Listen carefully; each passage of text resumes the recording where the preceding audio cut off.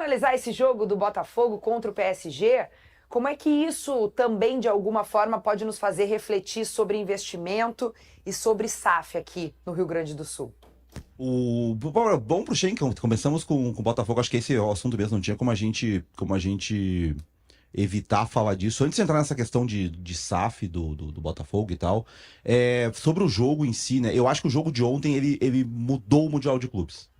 Ontem ele ligou o alerta para a Europa que, ó, se nós não tivermos 100% focados em jogar totalmente certo, a gente vai perder pros caras.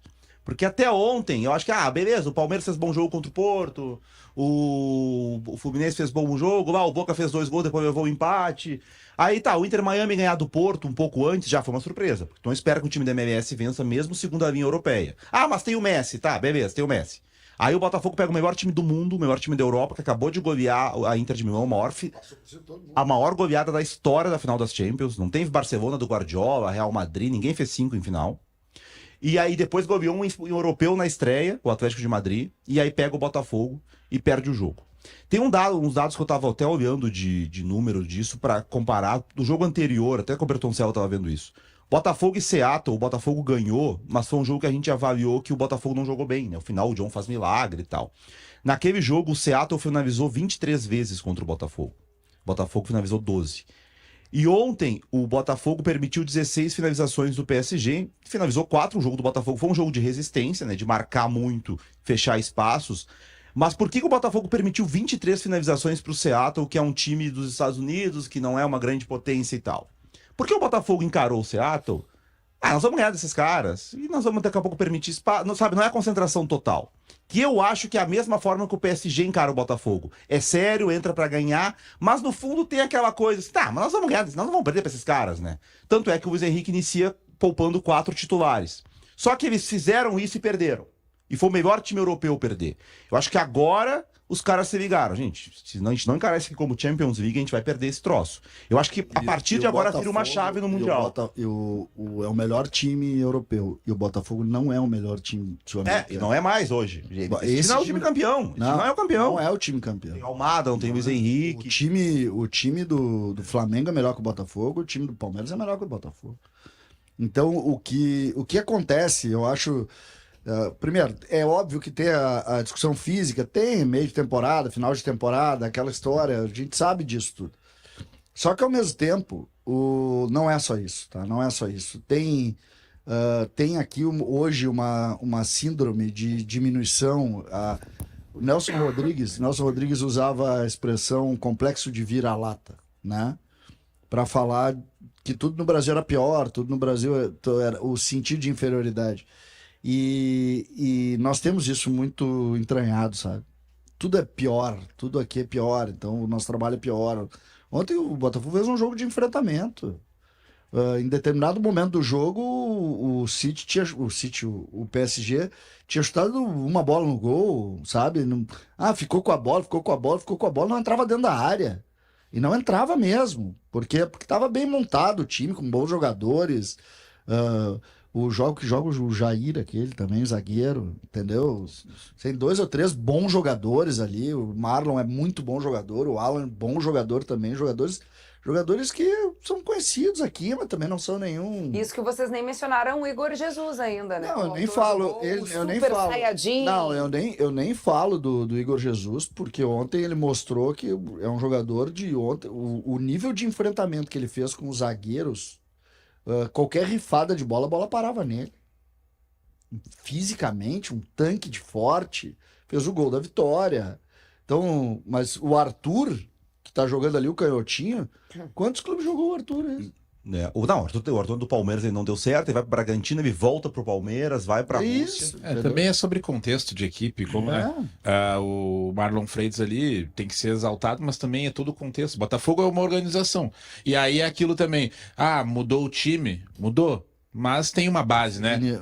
Quando eu falo da captação, do processo de... Eu sei, mas o processo de captação é que tu acreditar que o Marlon Freitas vai ser teu capitão. Mas, César, o problema é tu chegar no Grêmio e botar o Marlon Freitas. Ele pode ser um bom jogador, pode ter boas valências, mas ele não vai funcionar. É contexto também. É contexto. Né? Tu tem que encaixar. Que hoje a gente fala que o Marlon Freitas vai encaixar no Grêmio. Mas é sobre contexto, é sobre tu dar uma companhia. É sobre ano passado ter o Almada no meio-campo. Entendeu? É sobre isso também. Mas enfim, não é nem esse o ponto que eu quero tocar. Hoje é dia 20 de junho. Há 4 anos o Botafogo estava perdendo pro Náutico de 3-1 na Série B. 3-1 pro Náutico na Série B. Hoje o Botafogo tá vencendo o PSG no Mundial de Clubes. Eu acho que... Enfim, pra quem acha besteira falar sobre SAF, acho que o recado tá dado. Ah, mas o que tu quer dizer com isso? Que SAF é a solução? Não. Eu acho que o debate ele precisa acontecer.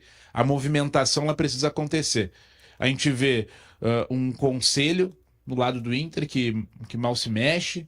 A gente vê uma eleição no Grêmio onde os candidatos falam SAF não.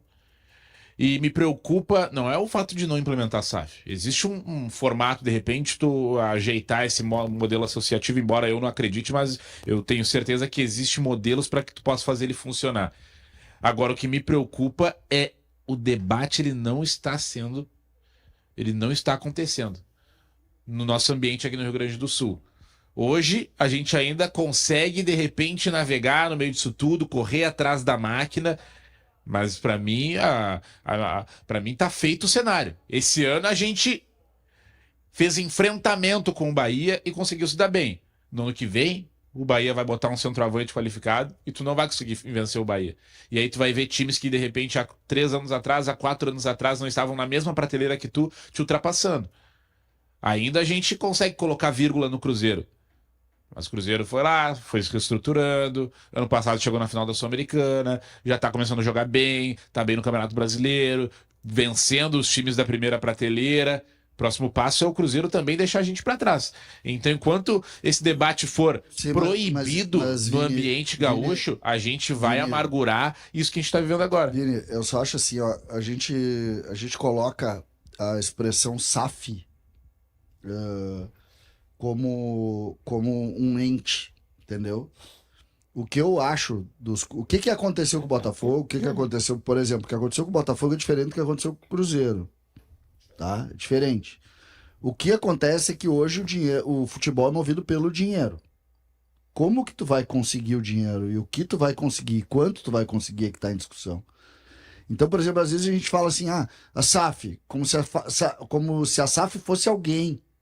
Entendeu? Como se fosse um modelo que gerasse o próprio dinheiro, entendeu? E não é. Não é, mas isso é um... Entendeu? Mas César, é sobre Mas o Botafogo não é o Textor? Não, ele é. Ele é o Textor. César, Foi o modelo jurídico que se encontrou para que o Textor viesse.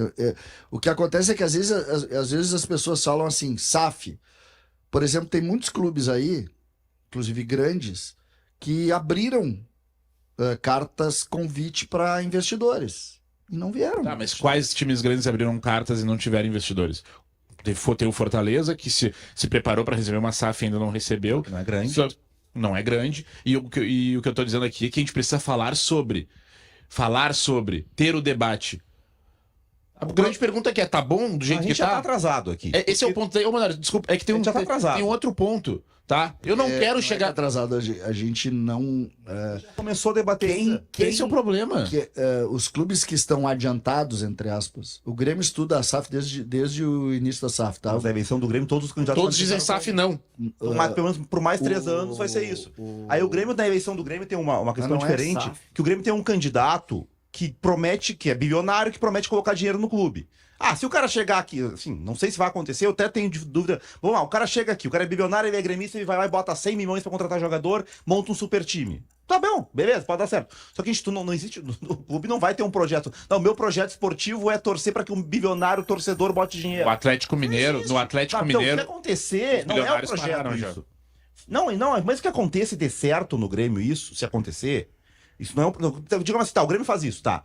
Aí o que vai parar? Não dá pro Inter parar a pensar, não, agora nós vamos torcer pra que um bilionário colorado aqui resolva doar dinheiro pro clube. Isso não é projeto. Como aconteceu, né? Mas era diferente. O Solda fez isso. Mas colocou alguns jogadores. O que não virou presidente, tá? Eu digo assim, mesmo que isso possa acontecer, não dá pro clube esperar isso. O clube tem que se preparar pra outra coisa. Se acontecer algo assim, Ótimo. Mas o problema é, nem todo mundo que vira SAF vai dar certo. Só que a chance maior de tu achar um bom parceiro é se tu estiver preparado para isso.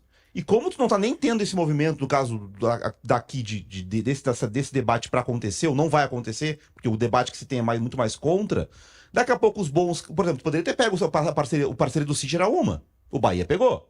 A parceira do Textor era uma, o Botafogo pegou. Não tem tantos investidores assim. O Botafogo, o Cruzeiro, de certa maneira o Atlético Mineiro, o Vasco principalmente, eles não pegaram porque era o Textor e a oportunidade era o Botafogo e eles abriram pro Botafogo. Eles pegaram porque eles quebraram. Mas aqui nós estamos nesse caminho, né? Sim, mas esse é o perigo. Sei, só que Porque nós estamos querendo competir gastando dinheiro que não tem. Esses caras desse tipo de oportunidade, eu acho, por exemplo, que o Campeonato Mundial, ele pode servir para colocar para que grandes investidores do futebol mundial que não trabalham com futebol, como, por exemplo, o investidor do próprio PSG, que ele diz, opa, tem coisa no Brasil que me serve.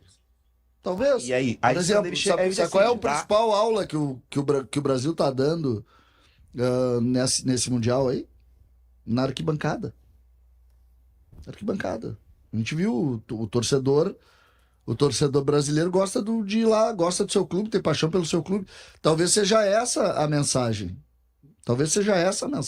Ó, a mensagem da galera aqui no nosso chat, na audiência, é a seguinte: o Ronaldo Jesus, virar SAF não é a solução, é a salvação. Gabriel Garcia, não concordo que a SAF tem tanta influência. O Inter, em 2006, bateu o maior time do mundo sem a SAF. Acho que o peso do jogo influencia no comportamento do time. Que mais? Cuphead, ele diz o seguinte: o CCD não tem diferença física. O PSG jogou 37 jogos esse ano e o Botafogo 35, diferença mínima.